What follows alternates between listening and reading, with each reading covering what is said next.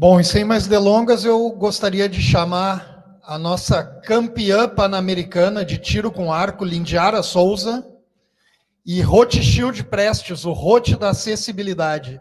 E agora nós vamos entrar um pouquinho nesse tema interessante que é a acessibilidade. Cidades mais acessíveis, as dificuldades que a Lindiara, como vocês podem ver, a Lindiara é uma campeã, mas é uma campeã que é biamputada, né, Lindiara?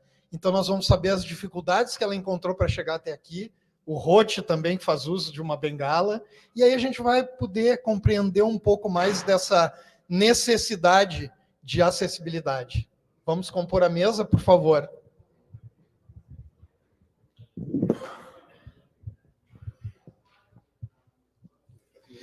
Esse é um momento que a gente faz uma programação um pouco diferente, né? Não é uma palestra, nós vamos aqui bater um papo sobre esse assunto, né?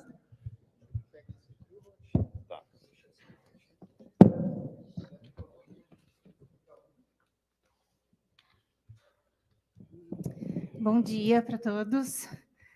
Meu nome é Lindiara Souza, eu sou biamputada já há 13 anos aproximadamente, e entrei para o esporte, sou para-atleta de tiro com arco, e vim conversar com vocês um pouquinho sobre questões de acessibilidade, né? Sou aberta a qualquer pergunta, podem perguntar o que quiserem, não precisa ficar acanhado, que eu estou disposta a responder qualquer tipo de pergunta. Lindy, por eu chamar ela de Lindy, vocês veem que a gente já tem uma intimidade, né? A Lindy, ela é a nossa parceira na Sociedade de Engenharia do Rio Grande do Sul. Nós fazemos palestras sobre acessibilidade, né? Nós estivemos também juntos com o João Otávio na Construsul. Depois estivemos na Uniriter dando uma palestra para alunos de engenharia, porque esse é um público muito interessante para nós atingirmos, né?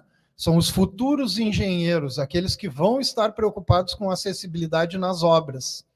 Mas mesmo nós temos essa intimidade, tu nunca lembra de deixar eu fazer uma apresentação melhor da Lindiara, né?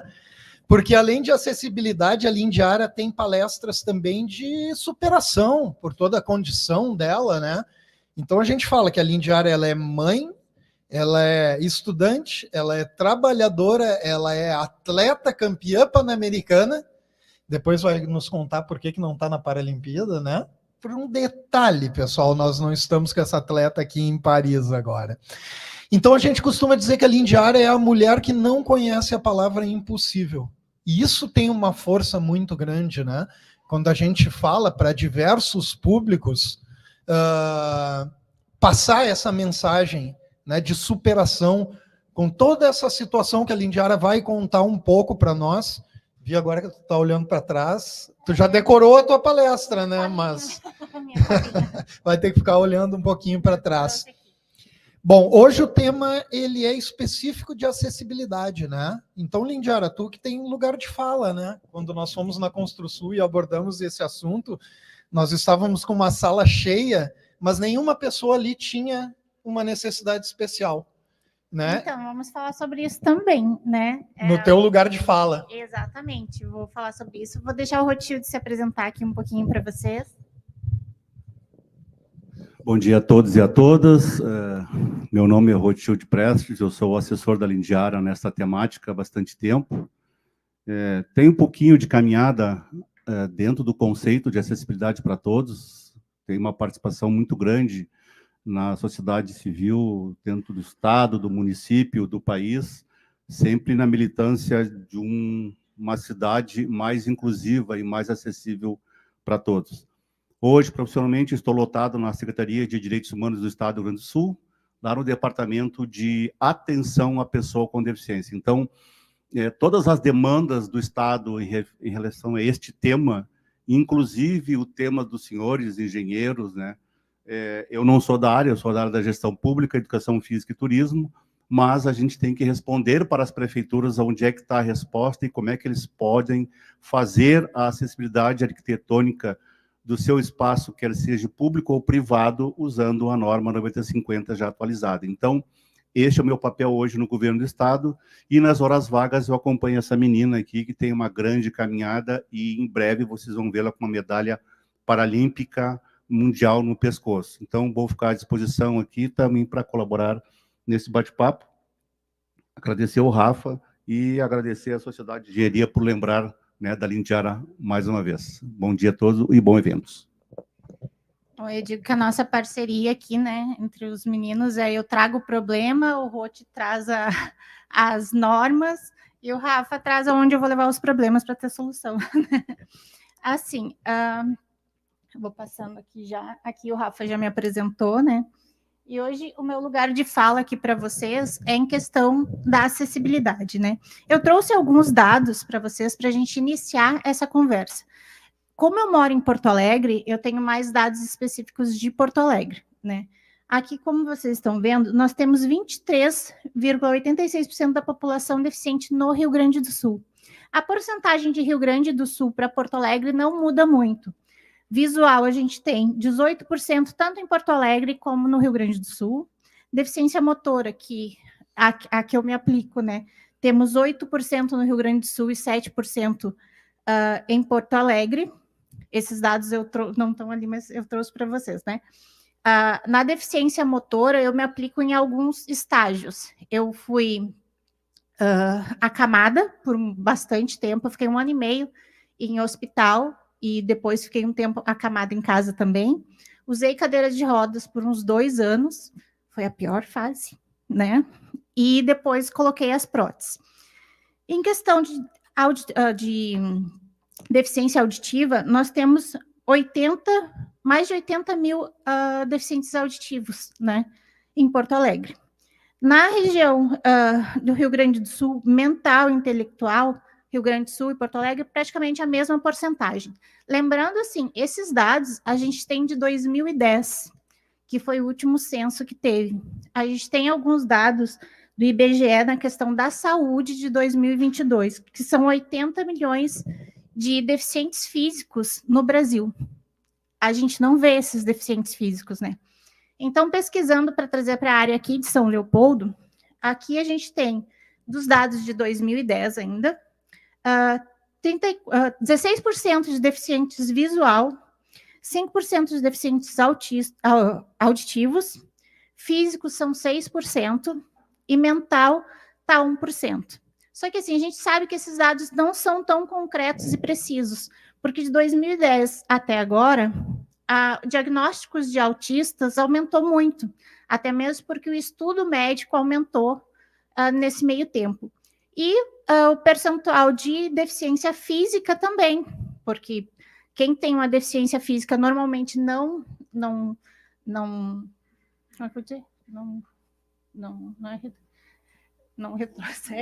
retrocede, talvez a palavra, e a gente tem muitos acidentes, muitas outras causas que aumentam esse percentual de deficiente físico. Então, assim, eu trago os dados oficiais, mas que não são precisos hoje em dia, porque faz mais de 10 anos, né? Mas, Lindy, deixa eu te fazer uma pergunta. Tu colocasse aí 18%, entre 16% e 18% de deficientes visuais, cegos. Sim. Né? Como é que a gente não vê esse pessoal? Por exemplo, o Porto Alegre tem mais de 1 milhão de pessoas, daria 180 mil cegos, e a gente não vê esse pessoal na rua. O que acontece? Eles não saem para a rua. Mas por que eles não saem? Porque não tem acessibilidade, né? Eu vou trazer alguns dados sobre isso também para vocês, né? Trouxe alguns exemplos aqui mais adiante na palestra sobre por que a gente não vê esses deficientes físicos na rua. Hoje aqui, a gente tem em torno de Porto Alegre... eu esqueci de mudar. A gente tem em Porto Alegre em torno de 25% de deficientes físicos, tá? Deficientes na população. Se a gente trouxesse esse cenário aqui para dentro, seria 1 pessoa a cada 4. Quantos aqui são deficientes físicos? Se a gente teria 1 para cada 4 pessoas. Acho que só eu e o Rote, né? Porque essas pessoas não saem. Essas pessoas têm dificuldade para sair. Ou quando saem, tem muitos transtornos, preferem ficar em casa. Vão preferir ver uma live, vão preferir trabalhar em casa do que sair do mercado de trabalho. Então, É isso que eu vim falar hoje aqui com vocês, sobre a acessibilidade, sobre dar a possibilidade das pessoas de sair para a rua. O que eu digo assim, não é igualdade, é equidade, né?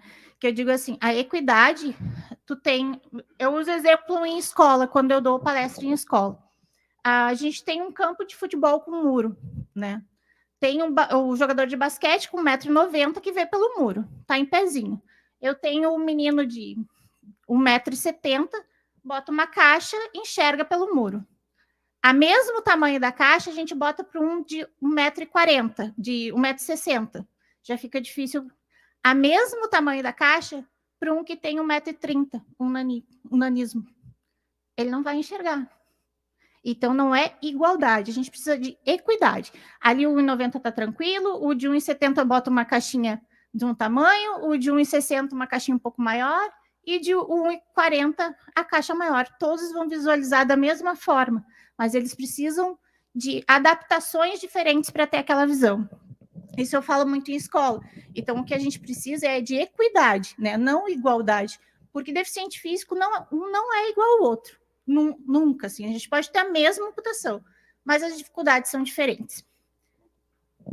Eu quero só fazer uma contribuição, então, com a Lindiara.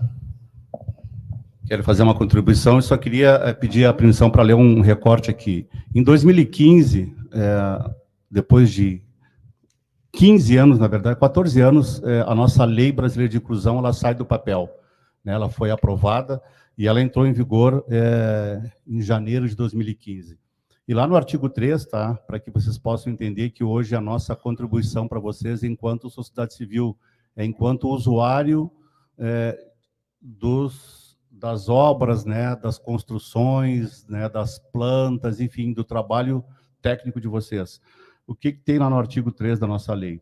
Acessibilidade, possibilidade e condições de alcance para a utilização com segurança e autonomia de espaços mobiliários, equipamentos urbanos, edificações, transportes, informação e comunicação, inclusive seus sistemas de tecnologias, bem como outros serviços de instalações nos bens públicos e privados. Então, a gente está falando disso, né? É a nossa visão enquanto usuário do serviço que vocês nos oferecem. E, é claro, quando a gente fala de acesso universal, nós, enquanto sociedade civil, enquanto entidade de pessoas com deficiência física, deficiência visual, deficiência auditiva e intelectual, que vai pegar aí o autista, o DI e o Down, a gente quer que vocês possam nos ajudar a deixar este processo mais acessível, né, com uma acessibilidade universal. O que a gente quer e o que a gente sugere nos GT de acessibilidade das empresas e algumas prefeituras é que quando os senhores que são especialistas no tema, né, então, ou seja, eu e a Lindiara, a gente não entende nada de norma 9050. Quando me perguntam como é que se faz uma reforma, eu sempre dou duas informações. Primeiro, procure um engenheiro, né, procure um profissional especialista nisso, que ele vai seguir a norma, né, que já está ali com todas as informações. Mas as grandes empresas, né, e algumas prefeituras já estão criando seus GT de acessibilidade, que aí nesse GT ele vai ter o engenheiro, o arquiteto e os consultores da deficiência visual, os consultores da deficiência motora, os consultores da deficiência auditiva, que, ouvindo esse grande colegiado, vocês conseguem realmente fazer aquela reforma ou a nova obra com mais acessibilidade para todas as pessoas. Rote, além do público que nós temos aqui presente no teatro, nós temos o pessoal de casa também que está nos assistindo pelo YouTube. Então, o Alexandre tem uma pergunta aqui do pessoal. Olá, Lindiara, bom dia a todos. Prazer de conhecer pessoalmente. Já somos amigos no Face, mas um privilégio de conhecer pessoalmente. Temos aqui uma consideração pessoal no YouTube, e já mandando uma saudação aí quem nos acompanha online. O Paulo Pinto ele diz o seguinte: os planos de mobilidade urbana, como em São Paulo, contemplam acessibilidade em calçadas e vias públicas. Mas aí ele te pergunta se isso já é uma realidade na maioria das cidades do Brasil e se, na tua opinião, dá para se considerar que houve alguma melhora nos últimos anos na prática, né, de quem necessita. Assim, vou já falar de uma questão que eu ia falar logo adiante para vocês, já que veio essa pergunta.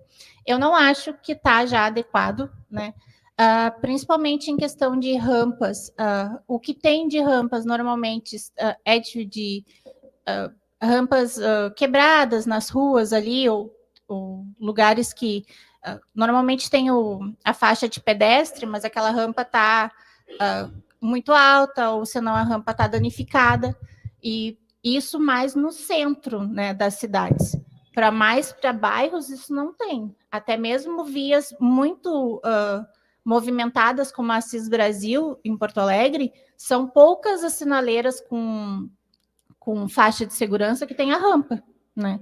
Então, assim, falta muito ainda para a cidade se adequar à necessidade de deficientes físicos em geral, não só cadeirantes, não só visual, em geral. O que tu acha da gente dar uma ilustrada aqui, que eu sei que isso tem no teu material, né? Vamos mostrar algumas fotos aqui. Olha só, Lindy, que está aparecendo na tela. Tá. Aqui. Olha a angulação dessa rampa aí na escada. Falando de rampas, né? Eu trouxe os problemas para quem tem a solução resolver. Né? Eu só trago o problema, que nem eu digo. Aqui, essa é a primeira. Olha o tamanho dessa rampa. Como que um cadeirante vai ter uma liberdade de sair sozinho com uma rampa dessas? Ele não tem... Me fugiu a palavra. Força? Não era essa palavra que eu usava. Mas não só questão de força, autonomia, desculpa. Ele não tem autonomia para subir uma rampa dessa sozinha. Ele vai ter que pedir favor para alguém. Então, isso não é acessibilidade. Essas rampas aqui não são... Tem mais uma de rampas para passar. Olha isso, gente. Que cadeirante que vai subir aqui ou descer essa outra rampa? Eles não têm autonomia para sair sozinho. Então, isso não é acessibilidade. A acessibilidade é quando algum deficiente físico tem a autonomia de ir em lugares por conta própria, sem pedir ajuda, né? Então, na questão das rampas, eu vou voltar um pouquinho, Rafa. Aqui, ó, nessa página aqui. Tá. Aqui eu botei uma frasinha que eu acho muito interessante aqui, que é, no meu caso, o que eu venho trazer para vocês. Não julgamos a capacidade técnica dos profissionais, nossa função é auxiliá-los a entender as necessidades das pessoas com deficiência, para que possam ter a liberdade e a qualidade de vida. Aquelas rampas não dão liberdade, né? Precisamos eliminar as barreiras físicas e sinalizar os ambientes de uso comum e abertos ao público para garantir autonomia, conforto e segurança à maior quantidade de pessoas possível. E isso eu não me refiro só a PCDs. Eu me refiro a um senhor de idade, a uma mãe com cadeirinha com carrinho de bebê, a uma grávida. Então, é essa a questão, né? A engenheira Célia Rosa diz o seguinte: lugar acessível é onde todos possam ir e vir sem depender de auxílio, que é o que eu estava falando antes. Seja uma pessoa com deficiência ou não. Acessibilidade é colocar isso em todos os espaços públicos ou não. Espaços públicos ou não é justamente, eu vou passar mais para o final, a questão de espaços particulares. Aí aqui eu trouxe alguns exemplos disso para vocês. Questão de banheiros. A gente vai nos lugares, tem banheiro para cadeirante. Tu entra no banheiro do cadeirante, a cadeira não entra, né? Tu não tem como fazer a volta na cadeira para se locomover para o vaso. Então, assim, adaptados, os banheiros precisam de espaço, de manuseio para a cadeira, que isso é muito importante. As pessoas não pensam nisso. De barras de apoio do lado dos vasos, de pias e portas largas, né? Já vi, eu, inclusive, já passei por isso, de deixar os dedinhos na porta, porque a porta não era larga o suficiente para uma cadeira de rodas. Isso vem a questão, a importância de especialistas da área. A gente, sei que fazem projetos e vão chamar especialistas, mas o especialista não é aquele que acha que isso é bom para o deficiente, que eu vou falar mais à frente isso sobre uma questão em Porto Alegre. Não é o que acha que é bom para o deficiente, é consultar uma entidade onde tem aquelas pessoas que vão realmente fazer uma vistoria e uma sugestão, daí não sei, né, se vão aceitar ou não a sugestão, de como ficaria aquele lugar acessível. Isso aconteceu no Grêmio, eu acho, né? Que tu foi fazer uma... importante não citar nomes, né? Mas o que eu acho que a Lidiara está dizendo, né, em relação à colocação lá que está no YouTube, né, só vou fazer um gancho ali, se me permite, Lidiara. São Paulo já está anos-luz na frente, tá? São Paulo tem uma outra visão no trato dessa temática. Lá nós temos os 2 GTs, temos um Conselho Municipal do Direito da Pessoa com Deficiência de São Paulo, que dentro desse conselho tem o GT de Engenharia. Então, ali nós temos os engenheiros, os arquitetos que estão nesse CT. Então, eles conseguem trabalhar em conjunto. Então, São Paulo é um caso isolado, talvez um pouquinho do Rio de Janeiro. Claro que as grandes capitais têm aquele olhar técnico dos senhores, eles têm os seus olhares, mas eles não têm o complemento, que é chamar a sociedade civil, que são os especialistas usuários do dia a dia. Então, é isso que a gente hoje vem conversando com as prefeituras, né? Pegando como exemplo São Paulo, que toda a temática de acessibilidade urbana e de mobilidade urbana, onde todos esses 4 grupos de pessoas com deficiência vão transitar, este conselho já está conectado lá com o Conselho de Engenharia, com a Sociedade de Engenharia de São Paulo. Eles já estão trabalhando em conjunto, porque enquanto conselho, eles percebem, né, a extrema importância do conceito vir de vocês. Olha, a regra está aqui, vamos cumprir a regra, mas quem sabe o olhar e a contribuição de vocês na questão da posição da rampa, ela pode ser um pouco mais para a direita, um pouco mais para a direita, mas a angulação ela vai partir sempre dos engenheiros. Então, não é uma prática comum em todo o Brasil, né, o que São Paulo hoje está avançando. Porto Alegre está tentando, né, mas a gente traz 2 exemplos de 2 grandes clubes de Porto Alegre aqui de futebol, né? A gente sempre cita esse exemplo. Nós temos 2 grandes arenas esportivas em Porto Alegre, que uma delas usou o conceito da acessibilidade para todos, junto com a norma 9050 na íntegra, né? Eles, antes de fazerem a nova construção desse espaço esportivo, eles chamaram os torcedores com deficiência e apresentaram, os engenheiros e os arquitetos apresentaram o plano de acessibilidade. Para esta obra que vai ser iniciada agora, nós pensamos isso, isto e isto. Agora a gente quer a opinião de vocês, cegos, cadeirantes, se está de acordo. Temos um outro grande clube, com uma grande arena também, que talvez não tenha pensado nisso, mas também fez um pouco de acessibilidade, mas ainda não dá autonomia para o pessoal ir sozinho. Um clube, tu chega no estacionamento e tu vai até onde tu quer, na arquibancada. O outro clube, tu chega no estacionamento, tu até vai até o suposto local adaptado para ele, mas existem várias dificuldades de arquitetura local que acabam impossibilitando a autonomia. Que o que a gente quer é chegar num espaço, quer seja público ou privado, e ir sozinho, né? Trago como exemplo aqui a nossa chegada aqui nesse espaço. Tentamos acessar o estacionamento acessível para nós e estava bloqueado, né? Então, ou seja, a gente tem que estar pensando nisso, né? E para isso esse grupo tinha que estar trabalhando em harmonia. Mas é só um exemplo, né? Que é isso que a gente contribui com vocês. Vocês nos trazem a técnica, né? E a chancela, é só vocês que podem assinar, mas a nossa contribuição são aquelas dicas para vocês afinarem, né, a nova construção.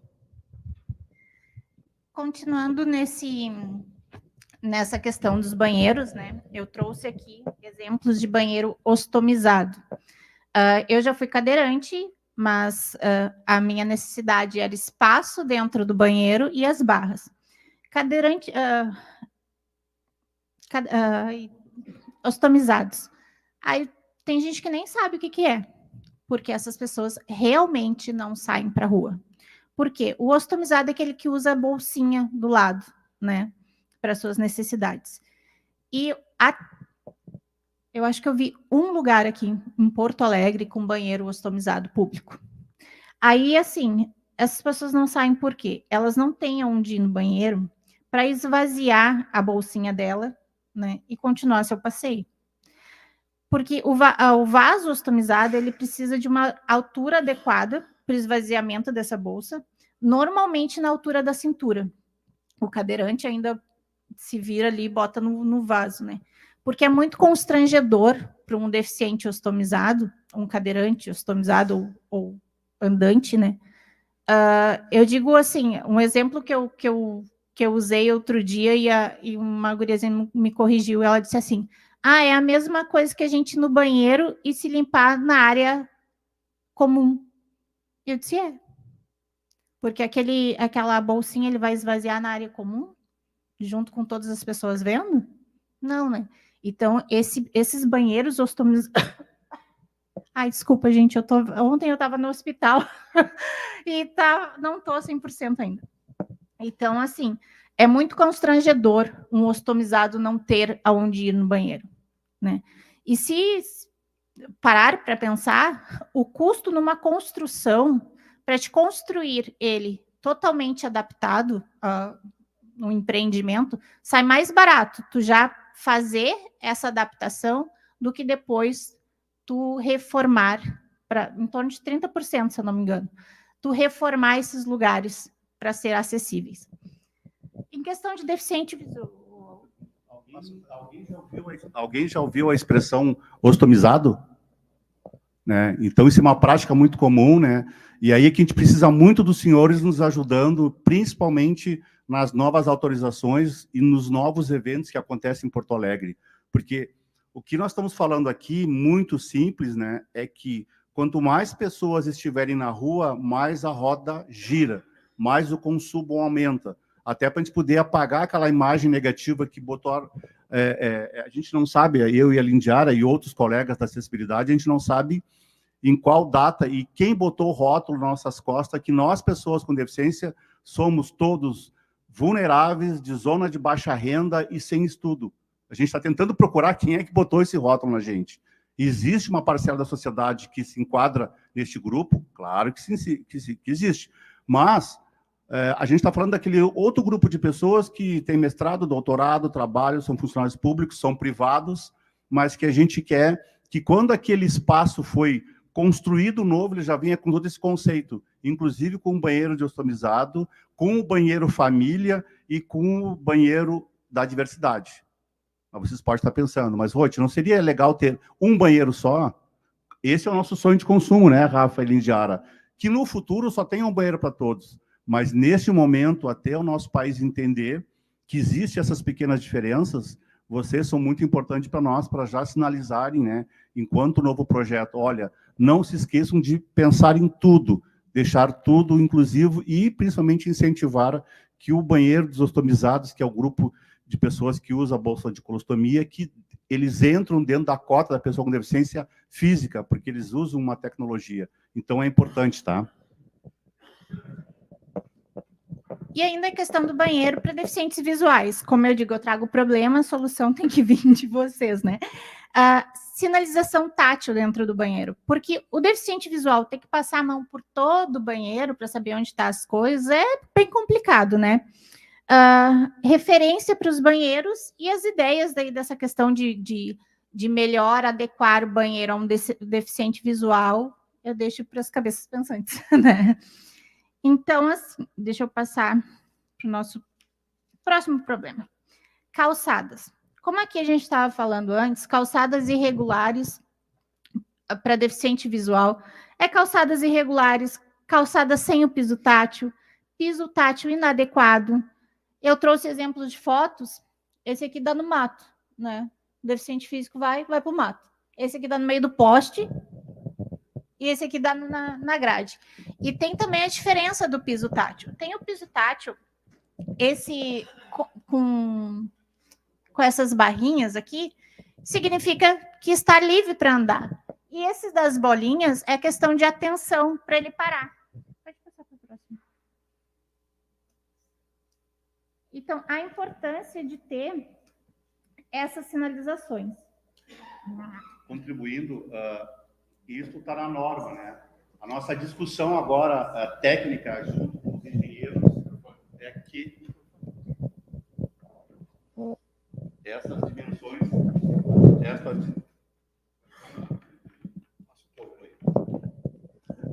dimensões, elas estão na norma, tá? O que a gente está agora discutindo com os engenheiros harmoniosamente é que se amplie o tamanho das placas, né? Ela tem um tamanho e os cegos já pediram isso. A Organização Nacional de Cegos já pediu para a equipe de São Paulo para que a gente possa trabalhar com a placa maior. A norma ela tem uma indicação de um tamanho, mas sugere também que a gente possa usar uma maior. O que a gente agora está trabalhando numa grande força-tarefa do Conselho Nacional da Pessoa com Deficiência com o CONFEA, né, que é o Conselho Federal de Engenharia, é que possa já vir na norma, na nova atualização, para a placa maior, para que o cego possa se locomover melhor. Aí aqui mais um exemplo, né, do piso tátil. Aí depois aquela questão do o deficiente visual não sai para a rua, não, porque ele vai se machucar. Né? Se ele não tem, muitos deficientes visuais, eles são mais, como é que eu digo? Eles se acham melhor do que eu, assim, porque eles têm precisão de onde eles vão, né?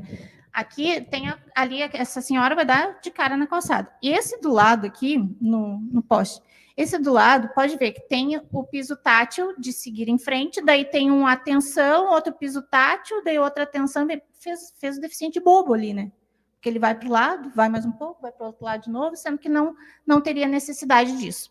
Então, assim, a gente tem um grande percentual de deficientes visuais, mas ele só sai para onde ele conhece o caminho, onde ele tem certeza que ele pode ir sozinho, senão ele tem que estar acompanhado. E isso não é acessibilidade. Acessibilidade é estar aonde tu pode ir sozinho com independência. Alguém de Porto Alegre aqui? Nós temos as reformas ali do centro histórico, tá?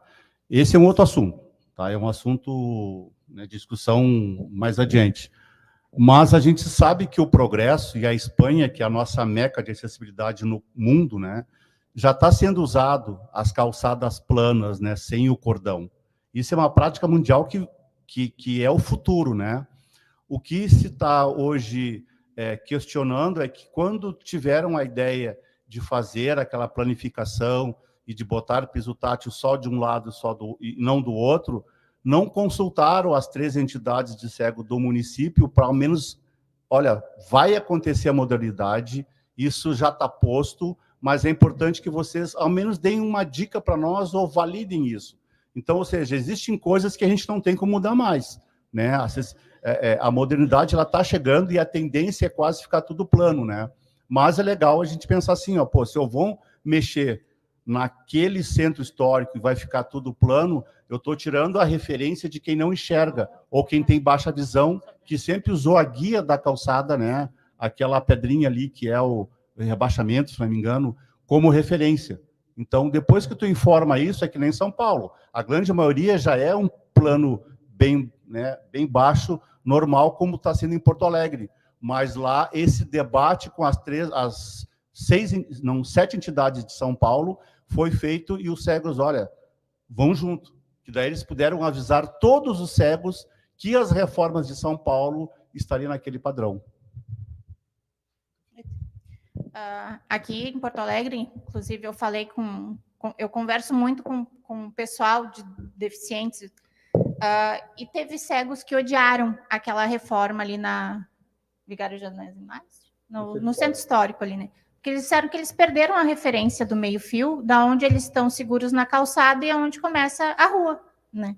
Então, é isso que o Rod falou ali, de consultar o pessoal. Sobre as rampas, que a gente já conversou sobre isso, eu vou só chamar a atenção para alguns pontos. Atenção para a inclinação das rampas. Impossível subir uma rampa nem acompanhada, né? Uma vez eu, já protetizado, fui empurrar um cadeirante numa rampa, eu disse, meu filho, te vira sozinho, porque eu não consigo. Não consigo nem te auxiliar. Então, a gente teve que pedir auxílio de outra pessoa. Rampas largas, né? Ter área de descanso quando as rampas são muito extensas, né? Porque justamente para ele dar uma aliviada, porque cansa demais andar de cadeira de rodas, gente, é incrível. A possibilidade de elevadores externos. O elevador externo, ele ocupa muito menos espaço do que uma rampa, né? Uma rampa adaptada, não uma rampa boa, não como essa aqui, né? É mais prático, mais fácil, mais confortável para o cadeirante, né? E essas rampas externas podem ficar em chuva, sol, e é muito mais ágil, né, e prático. Porque cansa muito conduzir a cadeira. Então, a gente já conversou, eu trouxe os exemplos de rampa aqui para vocês. Eu já fui cadeirante, já caí várias vezes como cadeirante, caí em rampa, caí em calçadas, é bem complicado. E aqui a gente fala também... Eu botei dos corrimões? Não. Trouxe outros aspectos para vocês, assim, questão de corrimão, né? Atenção na altura das barras. De preferência, ter 2 alturas. A altura convencional, para as pessoas andantes, e a altura mais baixa, que serve para criança, para quem tem nanismo, né? Porque às vezes não consegue, quem tem nanismo não consegue ficar naquela barra mais alta e ficar doendo o braço. Ter os corrimões dos 2 lados das rampas e de corredores. Aí, dos corredores que eu trouxe aqui, barra dos 2 lados. Evitar corredores muito extensos, sem área de descanso. Eu sou uma pessoa que caminho bem, mas eu não fico em pé 5 minutos seguidos, ou eu não caminho 100, 200 metros sem ter um descanso, porque eu tenho muita dor. E os lugares prioritários, que até o Rô deu uma palhinha aqui para nós. É estacionamento perto das portas, bem sinalizado, acesso fácil a rampas ou elevadores. Eu sou fã do elevador, eu acho que vocês já notaram isso, né? Eu levanto a campanha para o elevador externo. Porque, assim, que nem a gente chegou aqui, tem a área para o deficiente. Ótimo, achei muito legal, tá acessível. Mas tinha uma cancela que nos impedia de entrar ali na área para o estacionamento. Eu estou andando, passei por cima ali do canteirinho, tranquilo. Mas quem está de cadeira? Não vai passar por cima do canteiro, né? Então, são, às vezes, os pequenos detalhes para ajustar. E nessas questões de acessibilidade, os lugares terem cadeiras confortáveis e seguras, porque não adianta ter cadeira para o deficiente e aquela cadeira ser frágil, ou o deficiente cair, ou cadeira até para obesos, que a cadeira não sustenta o peso, né? Eu, antes de assumir no Estado, agora dia 15 de janeiro, eu sou funcionário de carreira do Sistema S. Tá? E há uns 2005, 2006, a gente criou o nosso primeiro GT. Então, quando vocês vão nesse espaço do Sistema S, vocês vão observar que a maior quantidade de espaço para pessoas com deficiência de locomoção, para idosos, para obesos, para senhoras grávidas, é neste espaço. Né? Todas as áreas azuis estão próximas das 3 entradas deste grande local. Tem o centro de evento, tem o espaço que é a entrada de todos os colaboradores e tem o espaço do teatro. Então, as pessoas comentam muito, né? Mas, poxa, por que vocês botaram espaço acessível próximo dos locais? Pensa assim, esse espaço que eu estou falando do Sistema S, ele é um espaço comercial. Então, as pessoas pagam uma entrada, pagam o ticket de estacionamento. Então, a gente tem que beneficiar que o acesso em caso de chuva seja muito mais rápido do vovô, da vovó, da mamãe com carrinho de bebê, do cadeirante que vem em cadeira de rodas, ou das pessoas, das famílias com deficiência. Então, por isso que esse GT, na época, composto por 4 engenheiros, 2 técnicos de acessibilidade, eu e mais uma menina cega, e mais o pessoal do RH, mais o pessoal do eventos. Então, a gente convencionou nesse espaço, por isso que hoje, ele em Porto Alegre, é o único local com 95% de acessibilidade motora, né? Falta só 2 detalhezinhos ali que nós não temos lá. Então, a gente, preocupado com isso, e, novamente, eu trago a fala que eu acabei de citar atrás. Eles estão consumindo, se eles estão consumindo, tem que estar acessível, sim. Além das indicações das placas, né? Então, todas as entradas inclusivas estão perto das 3 entradas. O Alexandre tem mais uma pergunta aqui da internet. Na verdade, é uma consideração, mas eu acho que seria interessante tu comentar a respeito. A Áurea Estela Santos diz o seguinte: quanto às questões dos problemas de acessibilidade levantados, tem que ser destacado que muitos locais, para não dizer a maioria deles, executam essas obras sem assessoria técnica, fora da norma. Sim. Quer responder? Essa é uma pergunta muito, muito interessante, tá? Vocês podem ter certeza que quando essas obras de reforma acontecem, vocês não estão juntos, tá? Isso eu tenho certeza. Isso não passou pelo corpo técnico dos engenheiros, tá? Eu sei porque da onde eu venho lá é assim. Então, né, para quem fez essa pergunta, realmente é importante que nós, enquanto fiscais dessas obras, a gente possa passar por esse espaço, fazer a anotação e já encaminhar ou para a Prefeitura, para a Secretaria de Obras, ou para o Conselho Municipal da Pessoa com Deficiência, para que seja ajustado a isso e que tenha ali um olhar técnico, para que a Prefeitura possa mandar um fiscal, né, um especialista, e que possa fazer a correção. Então, o nosso problema hoje no Estado, como um todo, onde eu viajo bastante, onde eu estava em Ibirapuitã falando sobre isso, é todos os problemas ali, ó, fizemos uma rampa nova, eu fui ver 2 rampas lá, né? E aconteceu isso que ela comentou, rampas erradas. Aí eu perguntei, passou pela Secretaria de Obras? Não, a gente chamou um pedreiro, a gente deu uma ideia, ele pegou e fez. Nada contra os pedreiros, tá, gente? Nada contra. Mas assim, ó, tem que consultar quem realmente detém a chancela para isso, né? A competência técnica para isso. Então, por isso que a gente veio nessa grande campanha hoje de estar, né, junto com vocês para que tenha tudo mais acessível. Bom, e daí, diante de tudo isso que a gente falou, mais foi em questão de espaços públicos, né? Queria falar um pouquinho sobre espaços particulares. Questão de prever e prevenir o futuro, né? Questão de projetar casas para pessoas não com deficiência, mas aquela pessoa vai ficar idosa. Eu sou um exemplo de que tinha muita saúde, do dia para a noite me tornei uma deficiente física. Eu moro no 3º andar de um prédio que não tem elevador. Então, tem dias que é muito complicado. Agora nem tanto, mas no início era muito complicado subir 3 andares, né? Pensar não apenas nos moradores daquela casa que tu vai projetar ou daquele edifício, mas também quem vai frequentar aquela casa. Porque tu já fazer um projeto com uma porta um pouquinho mais larga, um banheiro que tenha uma área que possa movimentar uma cadeira, ou até mesmo, eu uso o exemplo da minha comadre, que a mãe dela hoje é idosa, precisa de cadeira de banho. Então, ela teve que reformar o banheiro dela depois, para a cadeira poder entrar. Pensar apenas... prever possíveis necessidades do proprietário para o futuro. Porque, assim, quem projeta uma casa, ele está projetando aquela casa para o resto da vida, normalmente, né? E como a gente não está livre de acontecimentos,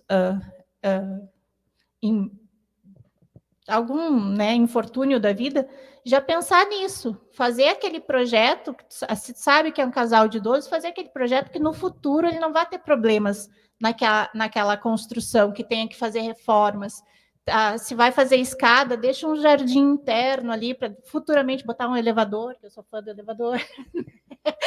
Então, assim, é questão dos projetos de pensar no futuro, questão de prédios, edifícios, casas particulares, ver aquele projeto já pensando no futuro, não que aquela pessoa vai virar uma deficiente, mas ela vai ficar idosa, vai ter dificuldades também, numa casa de 2 pisos, por exemplo, né?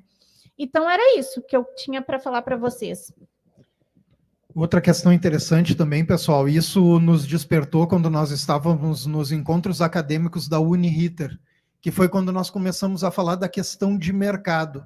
Hoje existe uma sigla muito bacana, né, que todas as empresas estão usando, que é o ESG. O que é esse ESG? É o cuidado com o meio ambiente, com o social e com a governança. Então, aqui nós estamos falando muito do S dessa sigla, que é o social, né? Mas quanto de mercado está envolvido nisso? Os primeiros números que a Lindiara mostraram chegam até 1/4 da população com deficiência. Então, em alguns empreendimentos, nós estamos excluindo 1/4 do público consumidor. Da mesma forma, nós podemos aumentar em 25% o público consumidor de nossos empreendimentos, se nós tivermos acessibilidade. Isso é uma chave que, quando ela vira, a gente passa a enxergar essa questão com outros olhos. Então, além da questão social, nós precisamos, sim, incluir os deficientes no nosso dia a dia, nas nossas vidas, né? Acabamos de falar, são 18% de cegos e a gente não vê cego na rua, porque o cego bate no poste com a sinalização que nós temos hoje. Mas vamos enxergar pelo lado do mercado. O que significa hoje para quem tem empresa aqui? Se nós pudéssemos, todos os empreendedores que estão aqui hoje, aumentar em 25% a sua base de consumidores não seria interessante? É isso que está se propondo também. Falando em consumidores, né? E a gente sabe que, às vezes, cumprir a norma é muita informação, né? Essa norma que foi atualizada, eu acompanho assim como leigo, né? Porque eu gosto de saber o que está acontecendo. Mas, para vocês ficarem tranquilos, tá? Nossos engenheiros, todo movimento que vocês fizerem, tá? Não se preocupem, o cadeirante vai passar por ali, o cego também, porque a gente usa tecnologias a favor. Então, quando se fala ali em piso rebaixado, não é que os cegos, né, eles não estão, eles estão odiando o espaço novo. Não é isso. É que não foi notificado com antecedência aquele modelo de passeio, porque o cego ele enxerga da forma dele. Então, se ele recebe aquela imagem que esse espaço agora vai ter todos os pisos rebaixados, ele vai fotografar, vai botar no Be My Eyes, o Be My Eyes vai descrever para ele, e toda vez que ele vir aqui, ele já sabe que o piso é rebaixado. O que a gente está falando é acessibilidade da informação, já informar com antecedência o GT de acessibilidade da empresa ou da secretaria, que vai ter mudanças que elas não podem, não vai retroceder, não adianta, né? Isso é o futuro, que daí a gente fica sabendo. É a mesma coisa que um espaço que não tem acessibilidade. Hoje, vamos falar, se a gente trouxesse um cadeirante palestrante aqui, não estou vendo a rampa, tá? Mas não é impossível dele vir aqui. Não é impossível. Só tem que chamar o comitê de acessibilidade, que aí, junto com o engenheiro do espaço, não estou criticando a casa, tá? É só um exemplo, que já aconteceu da onde eu venho, de nós termos um evento com o secretário do município, usuário de cadeira de roda, e olha que a gente trabalha com esse tema aí forte, e nós nos esquecemos que a rampa não tinha no palco. Tranquilo, beleza. A palestra era 2 dias depois. Depois que a gente tem os engenheiros na mão, tranquilo, olha só, precisamos botar uma pneumático aqui. A ideia de um cadeirante, que é nosso colega, bota um pneumático. Onde é que entra os engenheiros? Vamos fazer o pneumático funcionar. A rampa de madeira funcionar. Então, é isso que a gente vem imprimindo, eu, a Lindiara, o Rafa, e que bom que a sociedade nos dá esse espaço.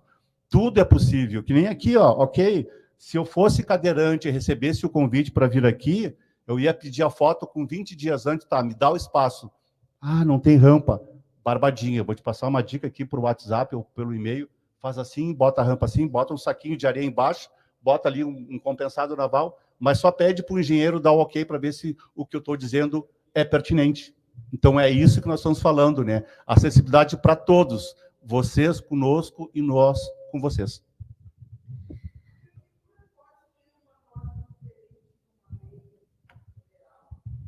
Não, a lei federal ela é sempre superior.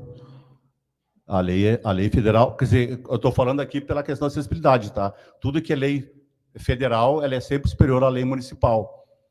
Não sei se eu lhe respondi, porque é alguma reforma em prédios históricos? Não, mas aí a lei federal é que manda. É a mesma coisa. Como é seu nome? Dona Raquel. Eu trago um outro exemplo, tá? Eu já ouvi muito aqui em Porto Alegre, já fui presidente do Conselho do Município, do Estado também. Não podemos fazer rota acessível na Praça da Alfândega. Eu vou só pedir para a senhora usar o microfone, que aí o pessoal que está na internet nos acompanha também. Perfeito, perfeito. Então, terás que repetir a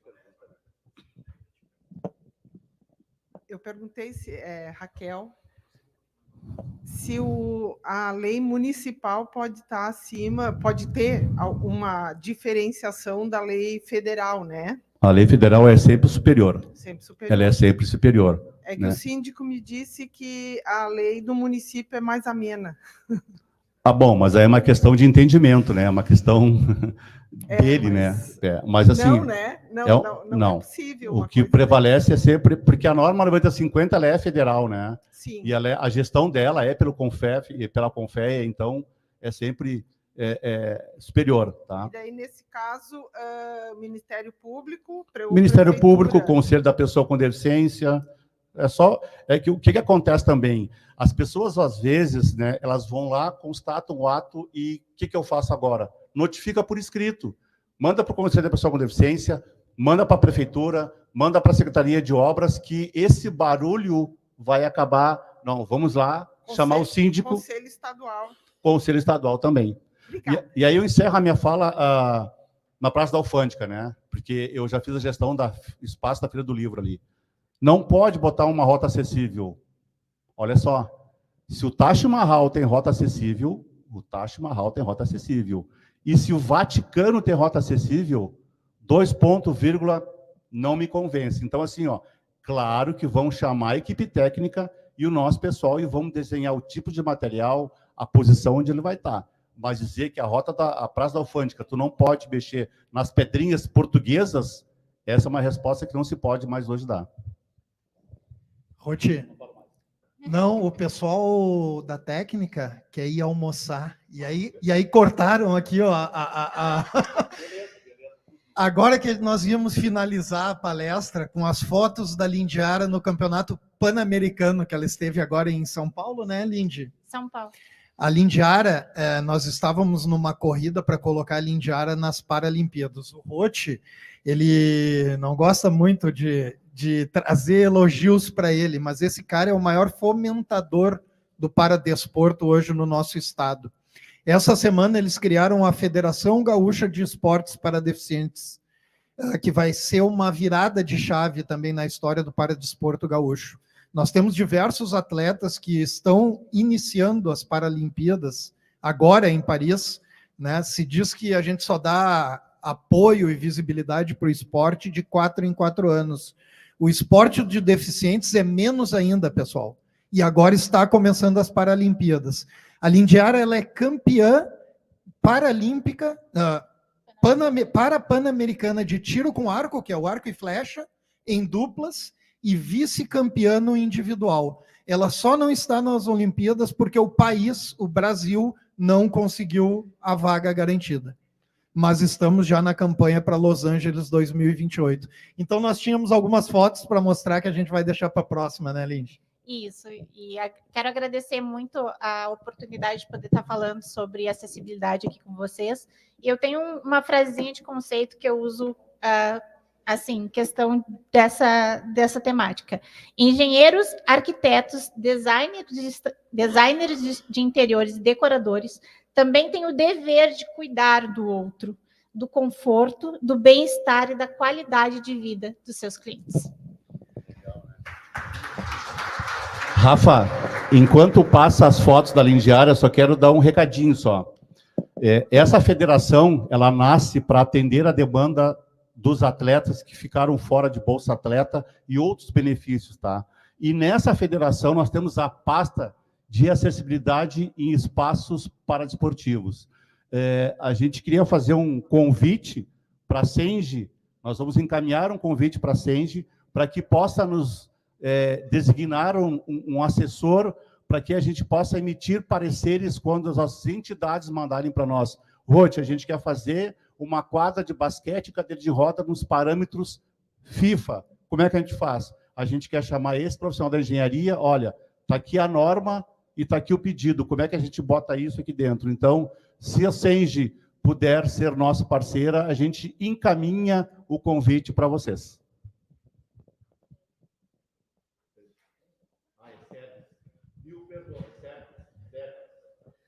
Bom dia.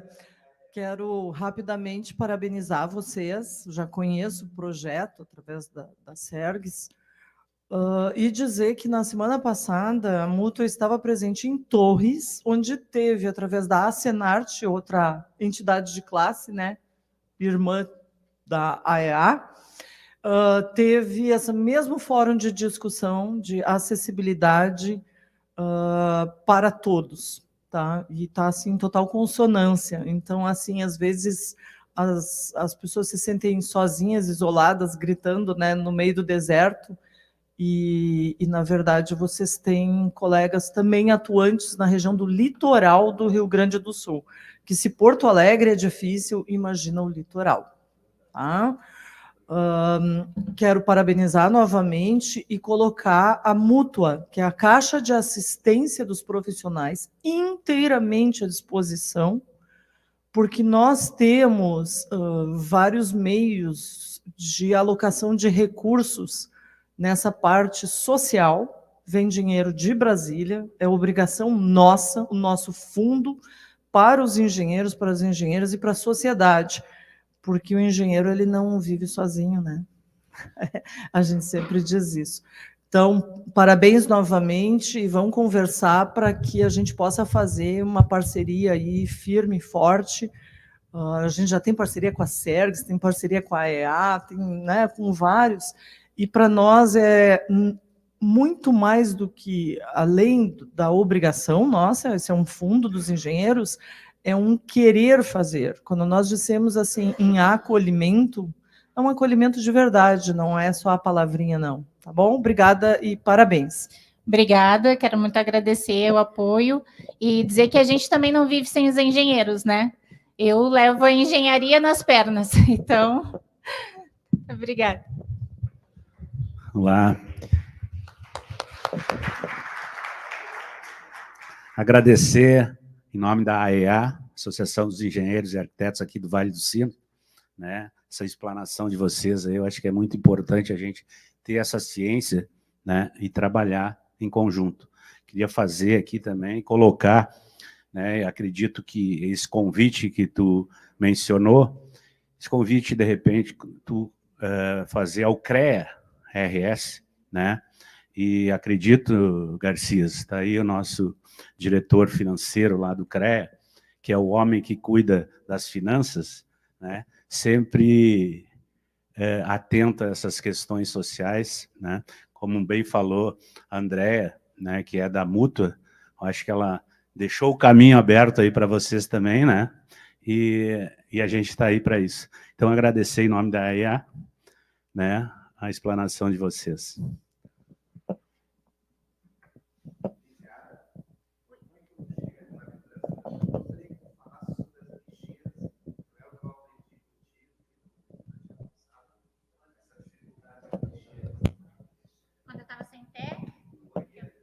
Ah, sim.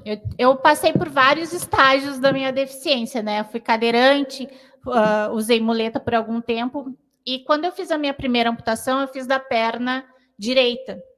Então, eu estava com uma perna, com um pezinho horroroso, desse tamanho, doía demais, e as duas muletas. E eu ia no banheiro, e quando eu chegava, o lixo era com um pedalzinho. Eu disse, pô, que sacanagem, só tenho um pé, como é que eu vou apertar o pedalzinho? Aí ficava aquela situação, uma hora até conseguir me equilibrar para meter a muleta no pedalzinho e daí botar o braço de lado para botar o lixo dentro do banheiro. Então, eu não sou muito fã daquelas lixeiras com pedalzinho, não. Quando ela funciona, senão tu tem que botar a mão na lixeira, daí, né, fazer o quê? Espero ter colaborado hoje com vocês e estou aberta a qualquer pergunta.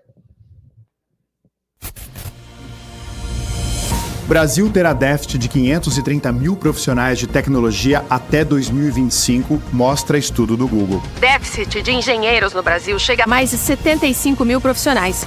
Um levantamento do Google for Startups sobre a escassez no mercado de TI aponta que a ausência de tecnologia, entre outros fatores, tem impactado o setor. Você está pronto para ser o agente transformador no nosso país?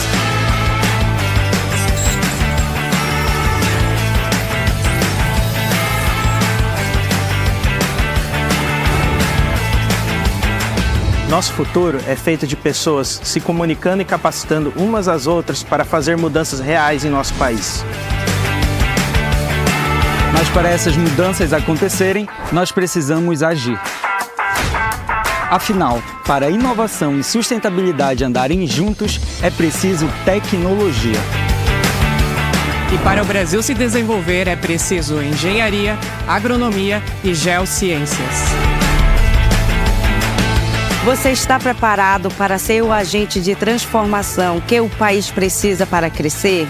Te convidamos a caminhar com a gente em direção a um novo momento da nossa profissão. Chegou a hora de nos transformarmos em protagonistas dos projetos que podem mudar a vida das pessoas do nosso país.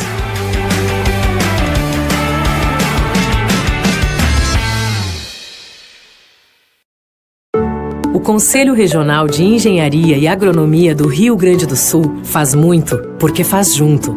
Uma gestão colaborativa e transparente que coloca as pessoas em primeiro lugar. Serviços mais ágeis e inteligentes, trazendo inovação profissional, com direito à carteira digital e menos tempo na compensação das ARTs. Mais segurança, mais confiança e mais tranquilidade. Os profissionais do CREA-RS estão no campo, na cidade, em todos os lugares e momentos. Com fiscalização preventiva, orientativa e educativa, sempre em defesa da sociedade e do exercício legal das profissões. Com uma visão empática, de equidade, de diversidade e de sustentabilidade, o CREA-RS está trabalhando para o planeta, para as pessoas e para a sociedade. E seja por onde for, está construindo o futuro e um mundo melhor. Conselho Regional de Engenharia e Agronomia do Rio Grande do Sul. A gente faz muito, porque faz junto. Você já ouviu falar sobre a Mútua? Para entender sobre ela, é importante conhecer um pouco do sistema Confea, CREA e Mútua. Então, vem com a gente! O Confea, o Conselho Federal de Engenharia e Agronomia, é instância superior da fiscalização do exercício das profissões inseridas no sistema Confea, CREA e Mútua. Os CREAs, Conselhos Regionais de Engenharia e Agronomia, são responsáveis por essa fiscalização. Juntos, atuam para o aperfeiçoamento das atividades das profissões da área tecnológica, garantindo a prática legal das atividades, valorizando o profissional e protegendo a sociedade. Com isso, chegamos à Mútua. Ela é a Caixa de Assistência dos Profissionais do CREA, criada em 1977 pela Lei 6.496, a mesma que instituiu a Anotação de Responsabilidade Técnica, a RT. A Mútua tem a missão de dar o suporte essencial aos profissionais, para alavancar a carreira, aquele apoio necessário em momentos difíceis e para realizar sonhos. É um grande diferencial na vida dos profissionais da engenharia, da agronomia e das geociências, poder ter acesso às inúmeras oportunidades que a Mútua oferece exclusivamente. E a Caixa de Assistência está aí para os profissionais do CREA de todo o país. Com a Mútua, investir no futuro e construir uma vida plena é muito mais tranquilo. Benefícios sociais, previdência complementar exclusiva, além de planos de saúde e convênios com grandes marcas. Invista na sua profissão, nos seus sonhos e molde o seu futuro. A vida é mais completa com a Mútua, a Caixa de Assistência e Acolhimento dos profissionais do CREA.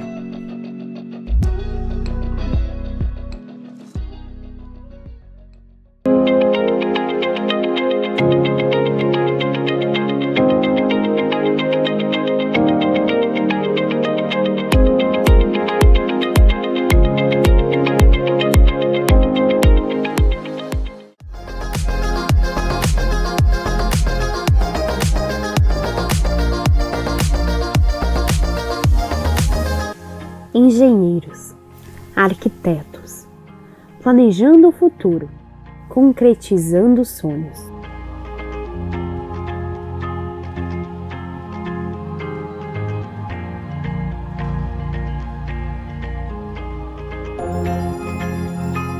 A Associação de Engenheiros e Arquitetos do Vale dos Sinos une profissionais competentes com um ideal em comum: inovação.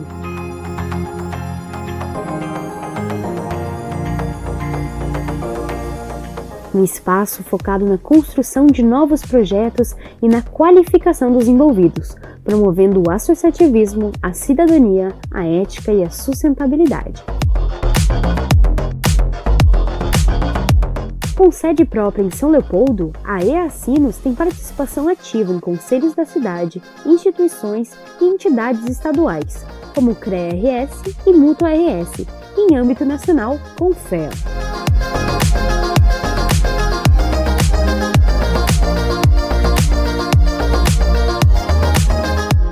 Cursos, viagens, palestras, eventos, confraternizações. Tudo em prol de construirmos juntos o nosso futuro.